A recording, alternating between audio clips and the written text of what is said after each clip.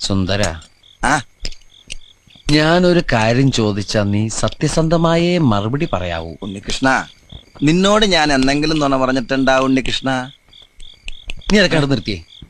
എടാ, ഒരു ബാങ്ക് തൊഴിലാളിയുടെ മകളെ ഒരു ബസ് മുതലാളി കല്യാണം കഴിക്കുന്നതിനെ കുറിച്ച് എന്താണ് നിന്റെ അഭിപ്രായം? ബാങ്ക് തൊഴിലാളിയുടെ മകളെ മനസ്സിലായി, ആ. പക്ഷെ ബസ് മുതലാളി മനസ്സിലായില്ല? ഇല്ല. ഞാനൊരു ക്ലൂ തരാം. അമ്പാടിയിലുണ്ട്, കൈലാസത്തിലില്ല.